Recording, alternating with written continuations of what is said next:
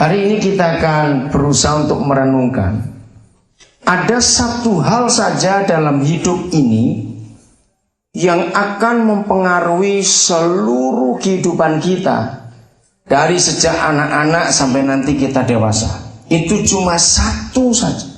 Bukan dua, bukan tiga.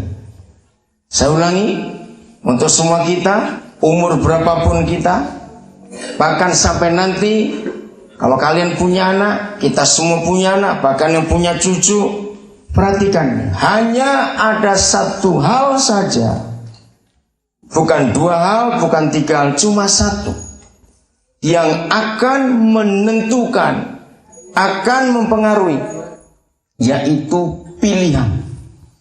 Kita masih ingat?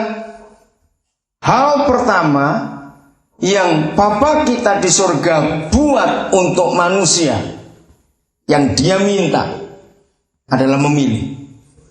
Mengapa di Taman Eden Bapa kita menciptakan satu pohon yang tidak boleh dimakan?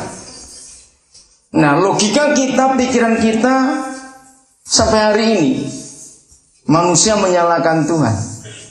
Mengapa kalau Tuhan tahu bahwa manusia akan hancur gara-gara buah dari pohon itu, mengapa Tuhan ciptakan? Orang berkata kalau Tuhan tidak ciptakan pohon itu, kan mereka tidak akan jatuh dalam dosa. Nah, kalau ada di antara kita masih punya pemikiran seperti itu, maka kita berpikir yang salah. Bahwa Tuhan bukan ingin menjebak atau ingin menjatuhkan kita manusia dengan adanya pohon itu. Sekarang kita nggak usah bicara soal pohon itu, tapi kita bicara dengan maksud Tuhan adalah manusia itu dari dia lahir sampai kita jadi tua selalu diperhadapkan pada yang namanya pilihan. Orang yang hari ini sakit ataupun sehat, seorang manusia yang hari ini baik ataupun buruk keadaannya, seorang manusia yang hari ini kaya ataupun miskin, pintar ataupun bodoh, dan apa saja yang dialami pada hari ini, itu selalu adalah sebuah akibat dari pilihan yang dia ambil beberapa waktu sebelumnya. Nah, ini yang kita harus pikirkan dalam hidup. Ada sekian banyak, sekian ratus ribu anak-anak di Papua, dari TK, usia TK sampai mereka usia dewasa. Ada banyak. Mengapa kita masih melihat anak-anak generasi muda yang lain di tanah ini yang tidak punya tujuan hidup, yang masih di terminal, yang masih hancur hidupnya? Tapi mengapa ada yang bisa baik juga, ada yang bisa sukses? Kemarin saya mendengar kesaksian berapa waktu yang lalu di Jayapura, diadakan pertemuan seluruh ketua senat dan semua staf kemahasiswaan di seluruh perguruan tinggi di Papua, kemudian di Jayapura. Saya mendengar bagaimana ada yang dari Biak, yang dari Serui, yang dari Sorong, yang dari Merauke. Mereka hebat-hebat. Nah, ada peserta dari Jawa, saya lupa dari kampus mana, dan dia cerita kepada saya betapa hebatnya. Dia nggak membayangkan, dia nggak menyangka bahwa di Papua ada orang-orang yang punya pemikiran seperti itu, dan dia kagum. Nah, saya cerita kepada yang dari salah satu kampus di Jawa ini dengan kata yang sama. Semua itu tergantung bagaimana kita memilih dalam hidup ini. Kalau dari kecil anak-anak yang usia TK itu memilih yang benar, maka kita percaya sampai dia dewasa nanti pilihannya akan tetap yang benar. Nah, kalau begitu, siapa yang mempengaruhi seorang manusia sejak dia masih kecil untuk dia bisa mengambil pilihan atau menentukan pilihan dalam hidup? Kira-kira siapa orang yang bisa mempengaruhi anak kecil itu untuk memilih sesuatu? Siapa bisa jawab? Siapa yang mempengaruhi? Siapa yang menentukan? Siapa yang bisa menolong anak itu untuk mengambil keputusan? Dia akan memilih apa dalam hidup? Orang tuanya. Maka itu Alkitab mengatakan dengan begitu jelas. Mulai dari Kejadian pasal 2 hal itu ditulis. Bedanya anak manusia dengan anak binatang. Bedanya manusia dengan binatang sama. Anak-anak binatang itu tidak pernah punya pilihan dalam hidup mereka. Binatang itu masing-masing sudah ditentukan dan mereka tidak bisa memilih. Makanan mereka pun sudah ditentukan.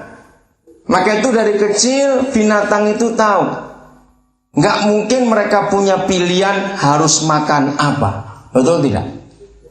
Kalau kita punya ayam, lalu ayamnya kumpul babi, nggak mungkin ayamnya pingin makanan babi.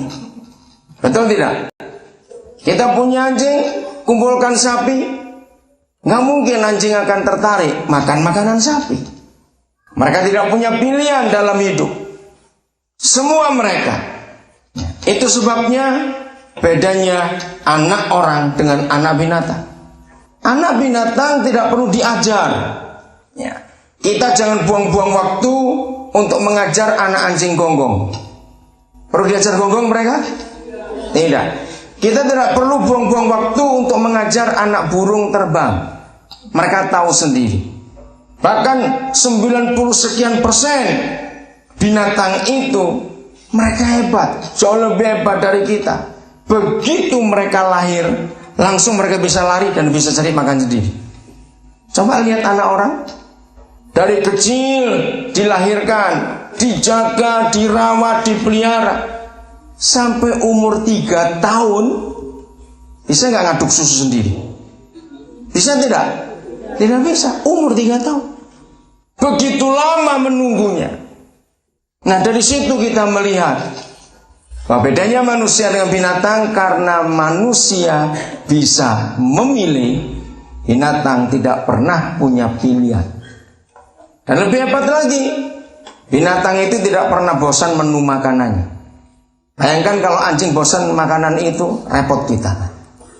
Mereka sudah tidak punya pilihan sejak mereka lahir sampai mereka mati.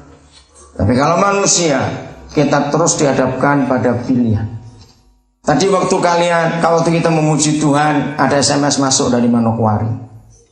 Saya kaget kalau orang ini ada di Manokwari sudah 3 bulan. Terus saya balas SMS, nggak bisa telepon karena kita lagi ibadah. Dia dulu tinggal di Jayapura, punya usaha yang cukup baik. Nah, SMS yang kedua dia bilang, saya salah memilih. Hancur. Dari orang yang punya usaha hebat di Jayapura, sekarang jadi tukang ojek di Manokwari. Saya tanya, di mana istrimu, di mana anak-anakmu? Dia jawab, sudah pulang ke Makassar. Saya mulai curiga. Saya tanya lagi, ada apa?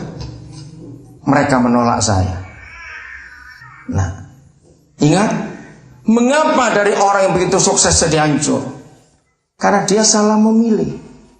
Ketika suatu hari, belum lama, dia cerita kira-kira akhir bulan Juli, belum lama, datang teman-teman saya yang lama. Saya juga tidak mengira kalau mereka bisa tahu saya ada di Jayapura. Lalu apa pilihanmu waktu itu? Sederhana sekali. Teman-teman itu ngajak dia berjudi. Nah, jadi ketika pilihan diperhadapkan, kita harus cepat menentukan mana kita harus ambil. Jadi dia nyesal sekarang ini. Dan dia tanya kapan saya ke Makassar, supaya saya bisa ketemu istri dan anak-anaknya. Saya bilang, saya belum tahu, belum punya jadwal ke sana. Kita lihat contoh-contoh ini. Semua karena pilihan. Apa yang kita pilih dalam hidup? Semua kita, baik siswa maupun pendidik dan semua kita, setiap hari lebih dari puluhan kali kita dihadapkan dalam pilihan. Dari bangun pagi, kita mau makan apa, kita mau pakai baju apa, kita mau telepon siapa, kita mau kontak siapa. Setelah kita selesai semua pekerjaan, kita mau pergi kemana, dengan siapa.